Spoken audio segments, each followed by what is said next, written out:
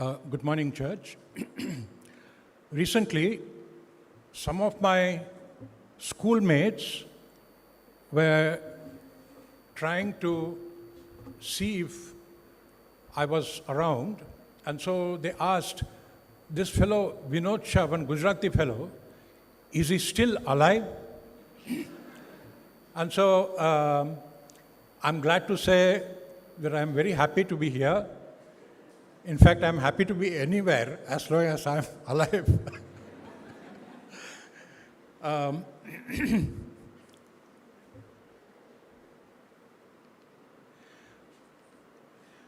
Usually I start with a summary, and the reason is this.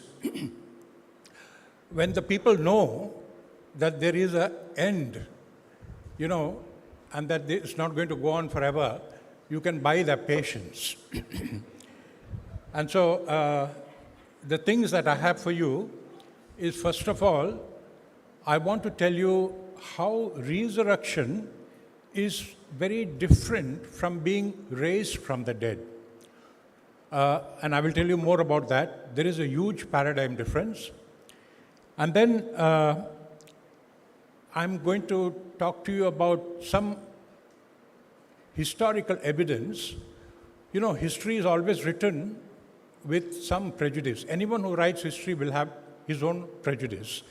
And so you have a group of historiographers who study various documents about a certain event and then try to figure out what is an exaggeration, what is an untruth, a fake, and develop a cohesive, believable historical document. And so I have looked at the historical evidence, most of that from secular historians.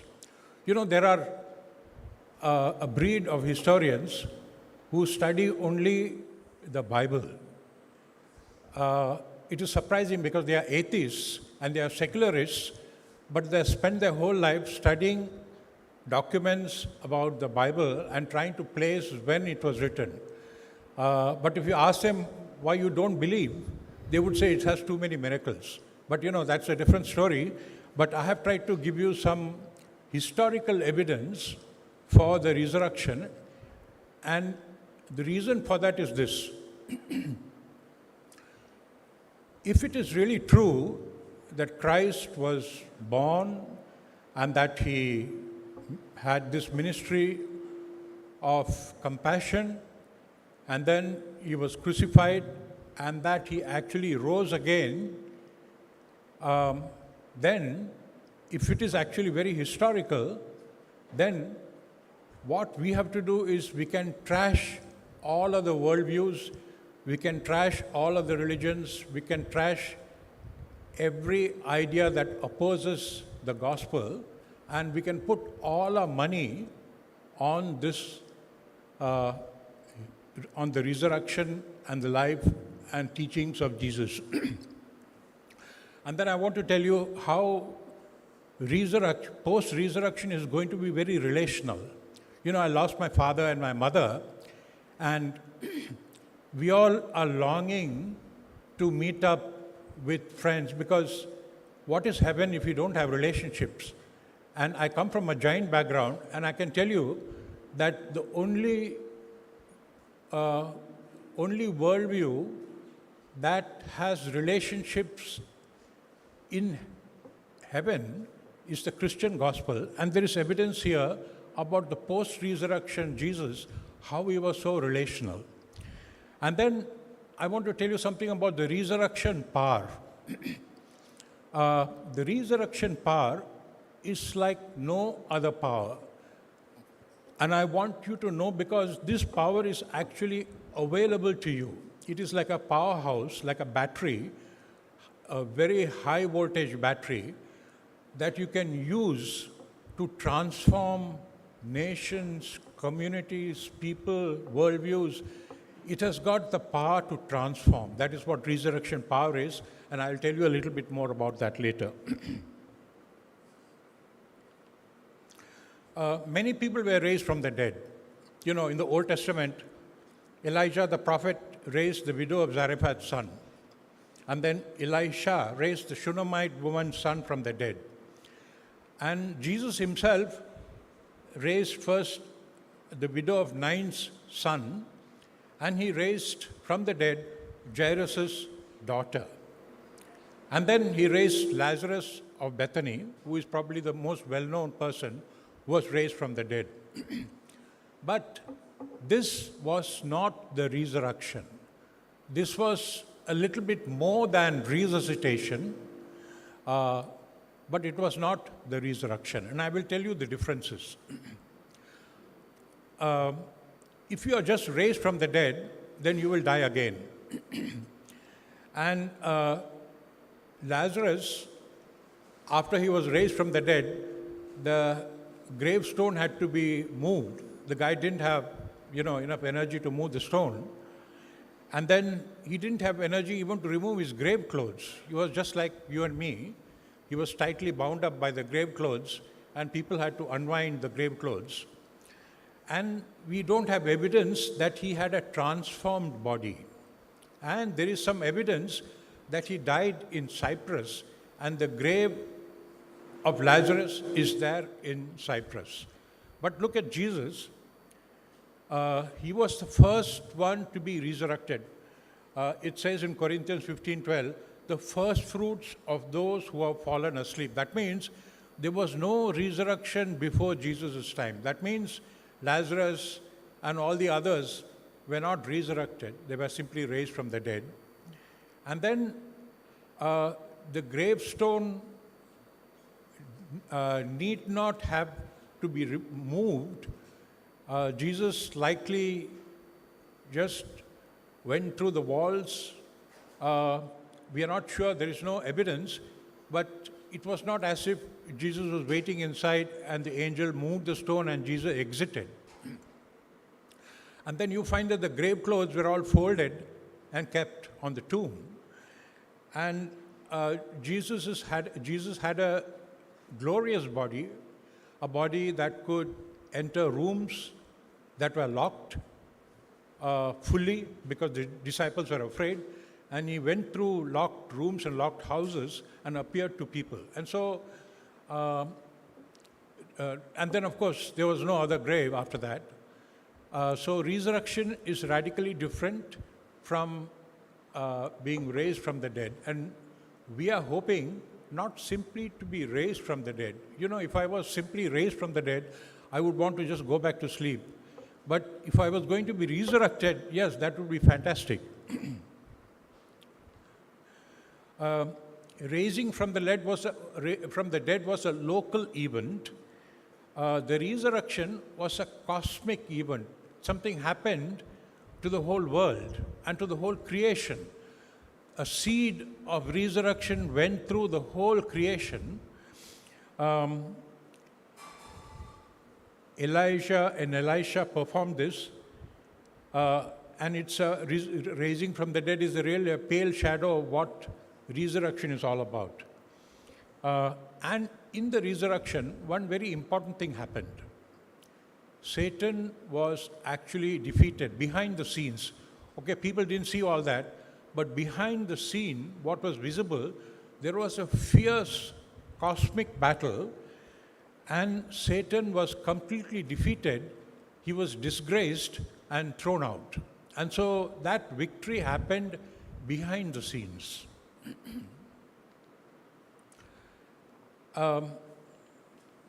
You can see how good I am at PowerPoint. I was not able to do this well. First of all, I want you to focus on the eyewitnesses. One of the objections they raise about the eyewitness is that there are so many different accounts, different Marys, and Peter going first and John going first and appearing at different times, and it is all jumbled up and all very confused. But actually, if you take the time and put it all together, you will find that there is a very coherent sequence to what happened. Mary Magdalene was the first one to see Jesus. And I think this is so interesting because if I was Jesus and if I was to be resurrected, I would want Pontius Pilate to someone or even the emperor Tiberius to see. But here he is appearing to a woman who had several demons and who was completely rejected by society. And of course, she was a woman, and women were, had a very poor status in Jewish society. But that was the first person Jesus appeared to. So it's an indication to us that the values in heaven are going to be absolutely upside down. What we think is important is going to be very different from what God thinks is important. And then the other Mary, Salome and Joanna, and one other woman, probably again Mary Magdalene, Jesus appeared to them. And then he appeared to the two people walking on the Emmaus road, Clophas, and the other person's name is not there. And then he appeared to Simon Peter. And then he appeared to the 11 disciples minus Thomas. He entered a room which was locked. And then he appeared again to the 12 this time, which included Thomas. And then he appeared to the disciples who were on a mountain in Galilee, which was very far from Jerusalem. It's actually about 3 hours journey. And then he appeared to the 7 disciples at the Sea of Tiberias, the same as the Sea of Galilee. And he appeared to James. James was the half-brother of Jesus. It says in the Gospels that the family of Jesus thought that he was beside himself. That means James would have thought that his half-brother Jesus was a nut. She was beside himself. But then Jesus appeared to him, and then he became his follower, and he gave us the book called the Book of James. And then he appeared to disciples again in Jerusalem and gave them the Great Commission. But just before that, he appeared to 500 people at the same time. So, there were 10, but one very mass appearance to 500 people, 11 post-resurrection appearances. Now, this is the interesting part. Paul says, now, brothers and sisters, I want to remind you of the gospel I preached to you in the past. That means Paul visited Corinth before, and then while writing to the Corinthians, he said, I want to remind you about what I preached to you when I came to you last time, which you received and on which you took a stand and you believed. And by this gospel you are saved if you actually hold on to what you had earlier believed. Okay? And then he says further, for I handed on to you as of first importance what I in turn had received. So he's telling the Corinthians, I gave you something last time, but that was something which I had received before. So what I received before, I gave it to you without any adulteration. And what was that I gave to you? And that is what is called the Resurrection Creed. Some of you may not have heard of this. You may have heard of the Nicene Creed and the Apostles' Creed, but there is the Resurrection Creed. And why is it a creed? It is a creed because it is Greek poetry. And Greek poetry, unlike English poetry where you have rhymes, Greek poetry had phonetic rhythms. Ta-da-da-da-da, da da da, ta da da da da, da da, ta da da da da, da da. So that was the Greek rhythm. And this passage has that Greek rhythm. And what is that creed? That Christ died for our sins and according to the scriptures, and that he was buried, and that he was raised on the third day in accordance with the scriptures, and then he appeared to Cephas, then to the 12, then he appeared to more than 500 brothers and sisters, at the same time most of whom are still alive. I mean, it doesn't come out well in English, but in the original Greek, it's very poetical. And then he appeared to James, and then to all the apostles. Last of all, as to one untimely born, he appeared also to me. Now, that is not part of the creed. But so this is the creed. So Paul is saying, I received this creed before.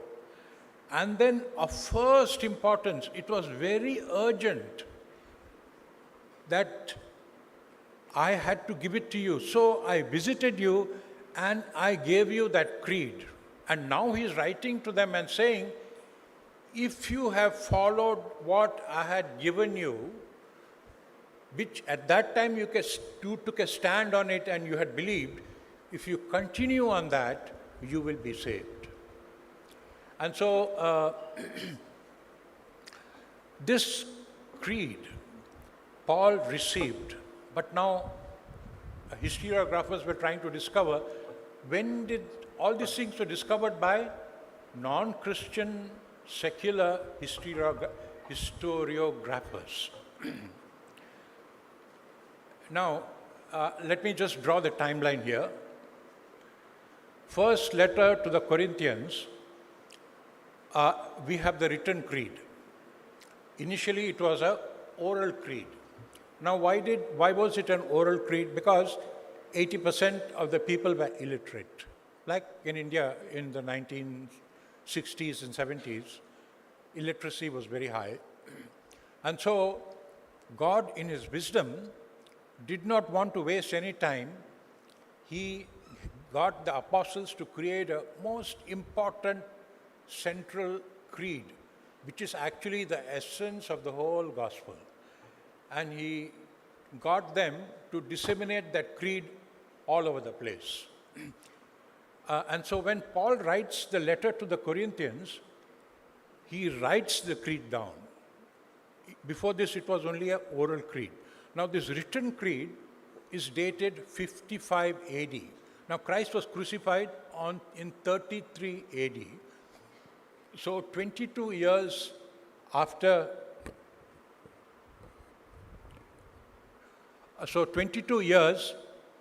the crucifixion, the creed was made available to the Corinthians. Now, is that good?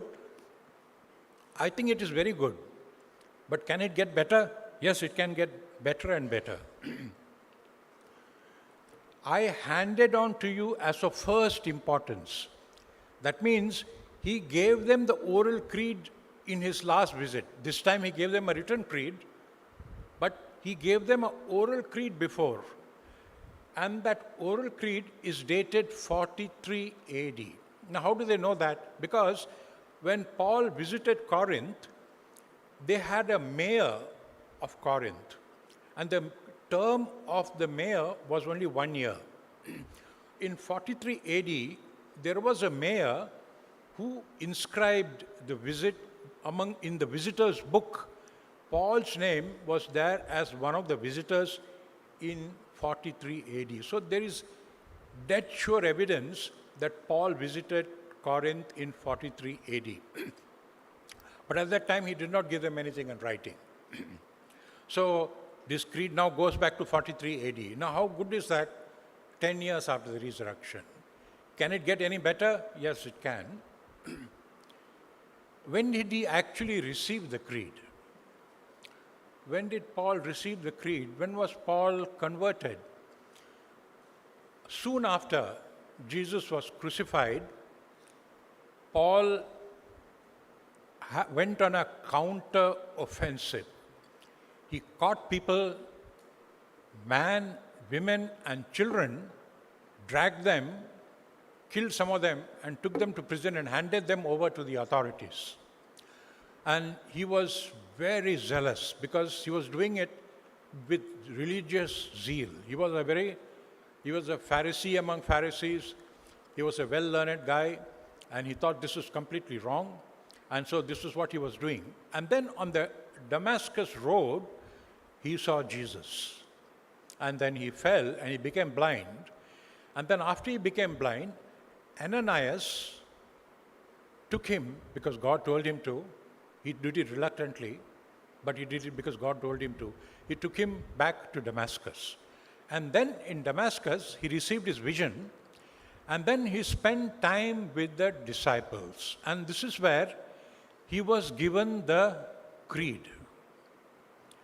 Now, when did Paul get converted? He got converted 2 years after Jesus' crucifixion. That means sometime in 35 AD.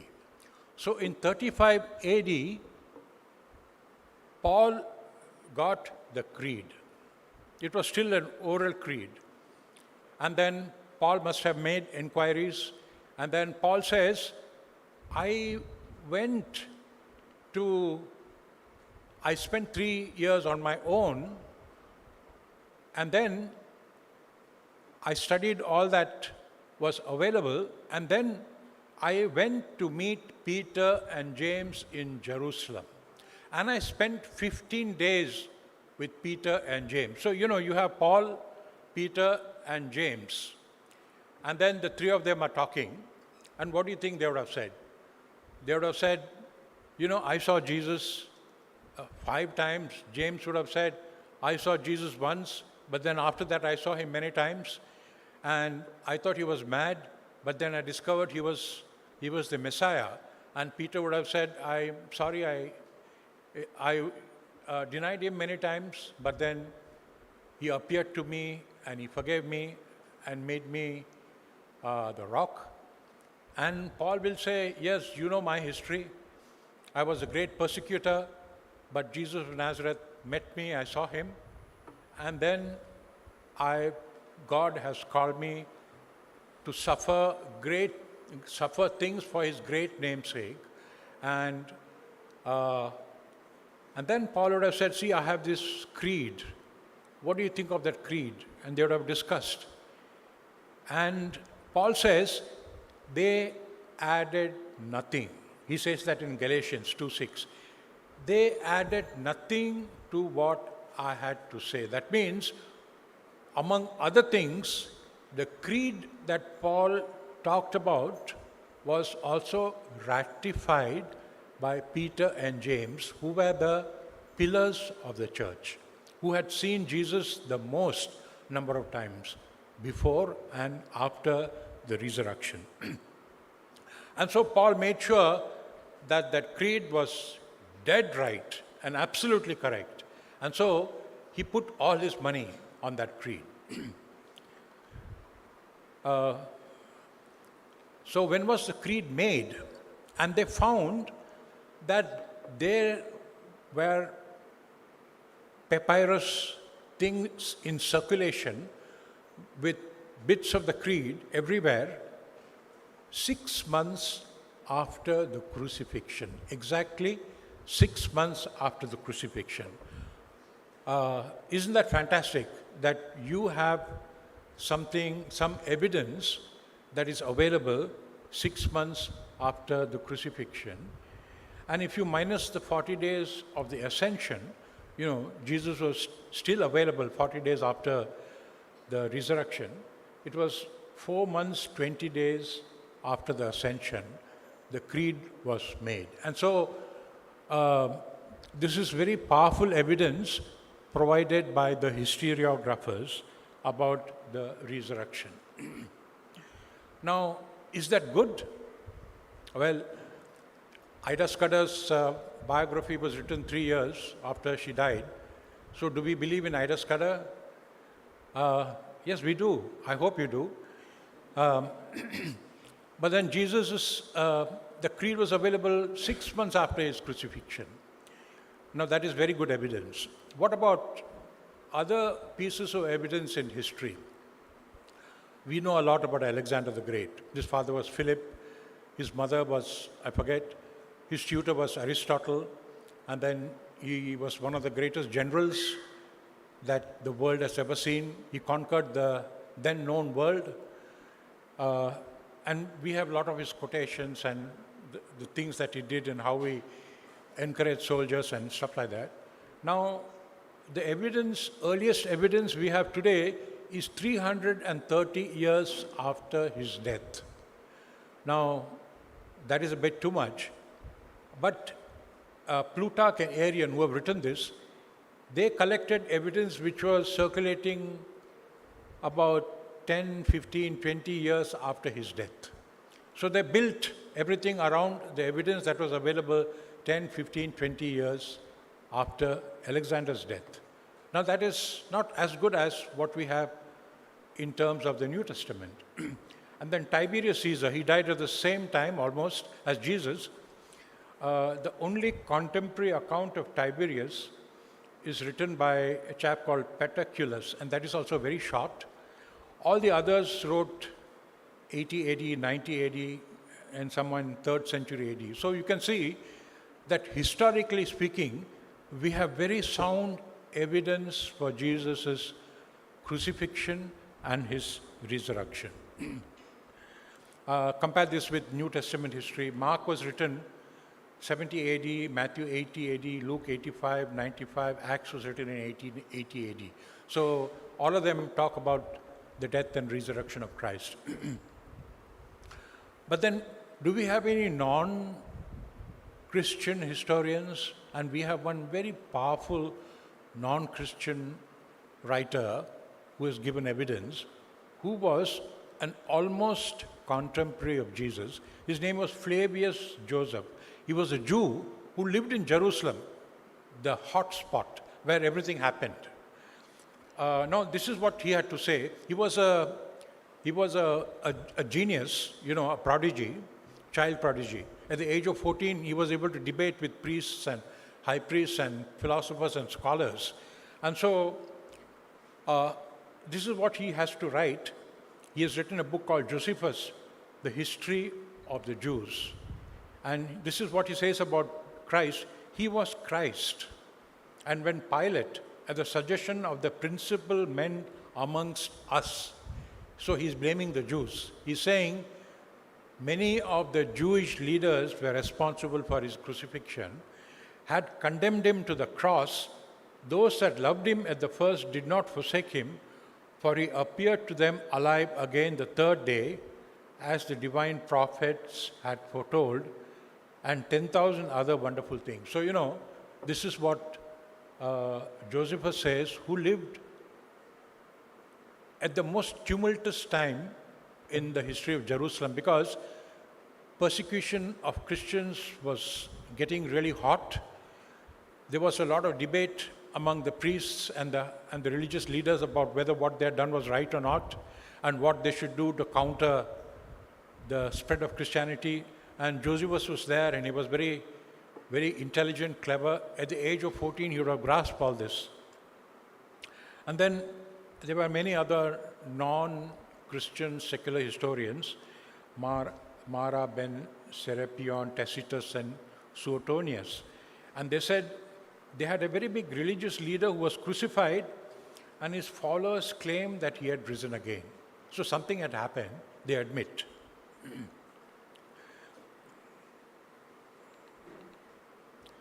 There were Old Testament prophecies. I think they were read. There's the prophecy from Matthew is is in the New Testament, but it is about Jonah, an Old Testament person.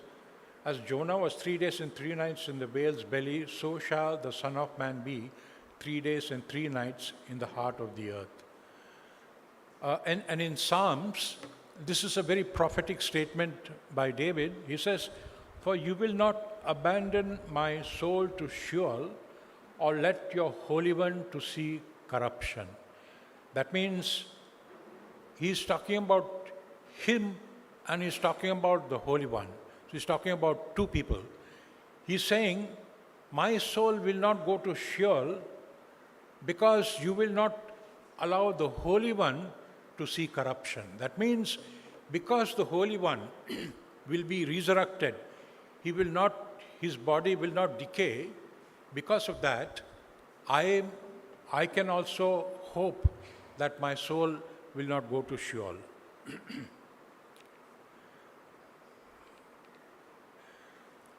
And then Jesus himself's prophecies, from that time forth began Jesus to show unto his disciples how that he must go unto Jerusalem, suffer many things, be killed, and be raised again the third day.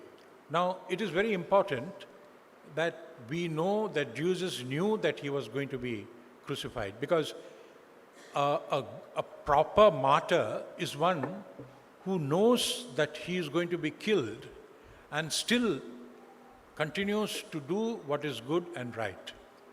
A martyr who is just killed accidentally, he can be a martyr, but he is not an absolute martyr, like when you know this is going to be very dangerous and yet you continue to do what is good and right. And then I just want to say that the stone was removed because Jesus was legally discharged from the tomb. You know, he did not break the prison. Only criminals break out of prison and run away. He was not going to run away. An angel from God, from the heavenly court, came and said, "We have no evidence to keep him in Sheol. He needs to move out of there and he is freed." And so the heavenly court's decision was he is free. And because of that, an angel was sent from heaven and the angel rolled the stone and Jesus could walk out. Whether he walked out or flew out, we don't know, but he did not break out of the tomb. And then there are people, 2 billion people, the Islam, they believe, if you look at the last bullet, Surah 4, Amendment 57, they say, "But they killed him not, nor crucified him, but the resemblance of Lisa was put over another man." That means he was not really killed nor resurrected. Now this is what the devil would have us to believe, because Paul says, if he was not crucified and if he had not risen again, then the whole gospel is in vain. Now, was he really executed? And is it possible for him to be a mistaken identity? First of all, Judas handed over Jesus to the soldiers, and Judas knew exactly who Jesus was. And then the high priests and the Pharisees, they knew exactly who Jesus was. They tried him. And then they took him to Pilate. And all the Roman soldiers knew who Jesus was because Judas had identified him. And, is it possible to ask another guy to come in, to take a guy and say, "Please, can you just, instead of Jesus, can you just jump up on the cross?" Nobody is likely to do that in a hurry. And so, and it was all a public spectacle. Everybody could see what was happening. And so it was not really possible for someone else to be executed like that. And he could not have survived the execution. The Romans had perfected the art of execution. There was a chap called Spartacus who was a slave who broke free, and they were going to take a boat and cross over to Sicily, but they were caught. And 4,000 of them were crucified on the road from Sicily to Rome. And you can imagine the amount of practice they would have had. And the Roman flagellation was very severe. They would not simply leave a red mark on the skin. They would remove the skin. Not only remove the skin, they removed the deep fascia, bone, muscles and everything, and they'll open up the wound right up to the bones. And then they would stretch you fully and put the nails in, so that if you're completely stretched, then you don't have leverage to take a breath. And many eyewitnesses saw him dead. And finally, Mary, Jesus' mother herself was there, as well as John. And if anybody can know any person, it will be the mother. So if mother knew that he was Jesus, it cannot be a mistaken identity. And if the Romans crucify someone, it is very unlikely that he will survive at all.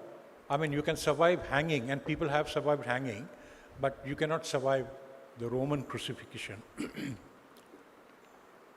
And the tomb was empty. The tomb had no windows. I've been to Jerusalem. I've seen the tomb, and I've seen the stone. The stone, if you had to move the stone, it had to be moved against gravity. When it was closed, it was at the lower level. If you have to open the tomb, you have to push it against gravity. And so, Mary or someone feeble like that, I mean, I'm not saying women are feeble, but, one person, man or woman, could not have actually pushed the stone, because it was very big, it was against gravity, it was not possible. And it was sealed with 7 seals. Matthew says it was sealed, but the Gospel of Peter, which is like a non-canonical book, it says there were 7 seals, and when it is sealed, anybody who breaks the seal will be killed. And so no person will take that lightly. Nobody will someone wandering about will not break the seal. And then it was guarded by soldiers. And so it is very difficult to claim that this empty tomb happened because someone came and opened it and stole the body. Disciples couldn't have got past the guards. They couldn't have moved the stone without creating a real lot of noise and attracting a lot of attention. And why would they leave Jesus' grave clothes behind? If you are running with a dead body, which is sort of rigor mortis after 12 hours, why would you remove the clothes and then run? You don't want to waste time. You want to run with the grave clothes. And how could the guards testify that the disciples stole the body when they were asleep? And so that is really not possible. The other thing is, could Romans have stolen the body, or could Jews have stolen the body? And again, this is exactly what they did not want to do, because if they created an empty tomb, that would give rise to the rumor that Jesus was resurrected. So that is exactly what they didn't want to do, and so they would not do that. And you don't die for a lie. All the 12 disciples were martyred except for John. And after that, many Christians were martyred. They would not be martyred if they knew that they had created a story. They have faked it all. And then I want to tell you about the post-resurrection. The first thing Jesus did was to talk to Mary. He said, "Woman, who are you looking for?" And Mary said, he thought she was a gardener, and she said, "Where have you kept the body?" And then Jesus said, "Mary," and that voice and that tone, Mary identified, and she said, "Rabboni." And then immediately Jesus said, "Run and go and tell the disciples that I am here, that I have risen." So you can see his priorities. He wanted to connect relationships. He wanted to connect with the people he loved. He appeared to many people over a 40-day period. We don't have the whole list, but I'm sure he appeared to all the people who loved, including possibly his mother. And so it gives us encouragement that post-resurrection, we can actually meet up with the people we love.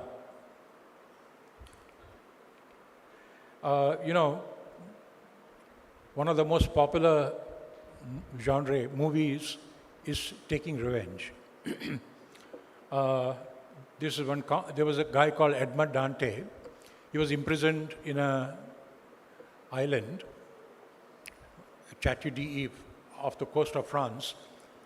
And then, to cut a long story short, he escaped, he made a lot of money, and then he killed the 3 people who had engineered his imprisonment. Now, this is a common theme. All the movies, all the stories are all about revenge. And it's interesting that just to make it an interesting story, I would have liked Jesus to appear to Pontius Pilate in his dream, or appear to the high priest or something who had slapped him. But he did nothing of the sort. He had forgiven them on the cross, and they stayed forgiven. He had no second thoughts about that. He never met or terrorized or made people uncomfortable, people who had rejected him, but he met up with all the people he loved. So, finally, what are the 7 implications of the resurrection power? This you already know, but it's important to remember these. The resurrection of Jesus Christ means that believers are justified before God because he paid the price, and he's now on the right-hand side of God advocating for us. It means death will have no more control over us. We do not have to fear death. We will not simply be raised from the dead. We don't have to again go back and start work in CMC, but we will be resurrected. It means that we will be raised like him with glorified bodies. Our bodies that was racked with malignancy and pain and bad joints and ache and all kinds of diseases, heart blocks, and we can stop worrying about it because we will have glorified bodies. And then we don't have to worry about while we have to work towards re-engineering our environment. In the resurrection, when the new heavens and the new earth come, the whole creation will be renewed, and it will be renewed by this same resurrection power that is at work in us. And then he will wipe every tear from their eye. C.S. Lewis says, women who have lost their children, who have suffered a lot of abuse, when they are in heaven, they will say, actually, I have no memory of it. The only memories I have are all very good and wonderful memories. So not only our bodies will be glorified, our memories will be resurrected, and we will have no memories of the evil that we have suffered. We will not want any vengeance because we will have no memories of any evil or evil people. There will be no more death, mourning or crying or pain, for the old order of things has passed away. And then the government will be upon his shoulders, and there will be justice, peace, and righteousness. We keep voting. This year we vote for a party that does badly, and then we vote for another party hoping they'll do better, but they're doing badly. Then we keep voting and voting and voting, hoping and hoping and hoping, but it never changes. But sooner or later, after the resurrection, there will be a government where there will be complete justice, there will be peace, and there will be righteousness. It will be a society where people are more worried about others than they are worried about themselves. And it means that there will be no discord between man, and there will be no discord between man and the creation. And so this is what we look for in the fullness of time, when the resurrection power has reached its complete fullness. It has started. The resurrection power was unleashed after the cross and the resurrection. It has transformed millions and millions of people. It has transformed communities, nations, tribes, and tongues. But the process is not over. The process will be over, and we can look forward to being a part of that.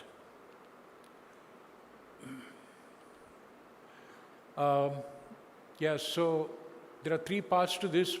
When Jesus came, he announced the kingdom, and then when he was living, he made the signs of the kingdom, and then when he was resurrected, he unleashed the transforming power of resurrection so that the kingdom of God will come in its fullness. Thank you.